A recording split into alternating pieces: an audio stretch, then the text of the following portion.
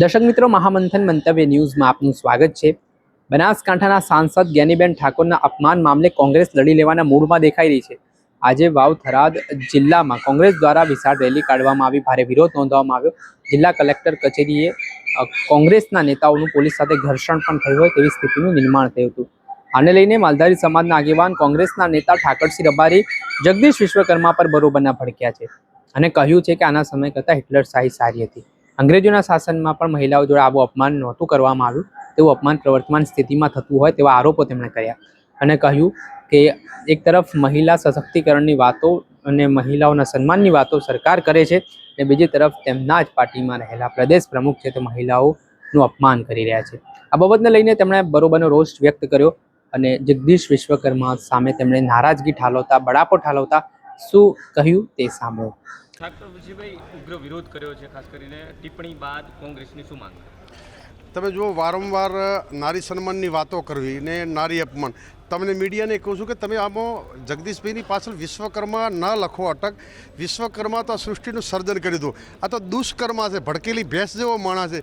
વારંવાર બેફામ બોલવાનું, લવારા જ કરે છે। આ ભાજપમાં આવા લોકો બેહારી દે છે, કઈ રીતે વર્ગ વિગ્રહ કરવા, સમાજ વચ્ચે, તમામ ધર્મો વચ્ચેની લડાઈ કરવી। તમે કાલે જોયું બંગાળમાં એમની જીત થઈ છે, તો વડોદરામાં ભાજપના પ્રદેશ પ્રમુખની મુખ્યમંત્રીની હાજરીમાં મમતા દીદીના ફોટાના પોસ્ટરો પર પગ મૂકે।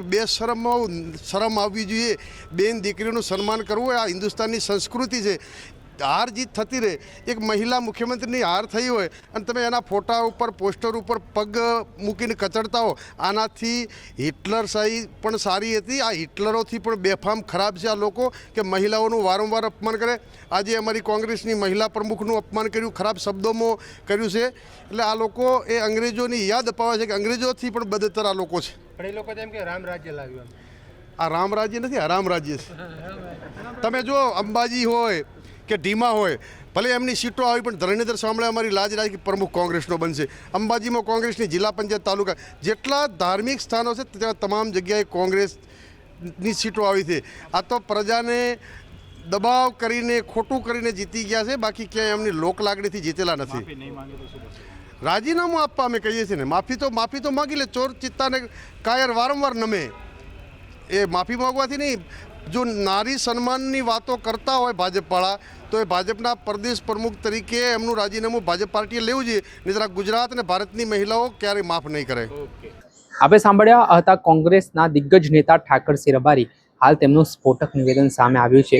જે રીતે તેમણે અલગ અલગ મુદ્દાઓને લઈને આમ ભાજપને આડે હાથ લેવાની શરૂઆત કરી છે અને કારણે ભાજપ ભીંસમાં મુકાઈ છે। કોંગ્રેસ હાલ આ મુદ્દે લડાયક ભૂમિકામાં જોવા મળી રહી છે। આને લઈને થોડાક દિવસ પહેલા કોંગ્રેસના વિપક્ષ નેતા રાહુલ ગાંધી દ્વારા પણ સોશિયલ મીડિયામાં ટ્વિટરના માધ્યમથી ટ્વીટ કરીને ભાજપના પ્રદેશ પ્રમુખ પર આકરા પ્રહાર કર્યા હતા। હવે જોવાનું રહ્યું કે આ પરિસ્થિતિ જે નિર્માણ પામી છે તેમાં ભાજપના પ્રદેશ પ્રમુખ માફી માંગે છે કે કેમ, કે પછી આવનારા સમયમાં આ વિવાદ વધુ ઉગ્ર બને છે। દર્શક મિત્ર, આવા જ વિડીયો જોવા માટે મહામંથન મંતવ્ય ન્યૂઝ જોતા રહો।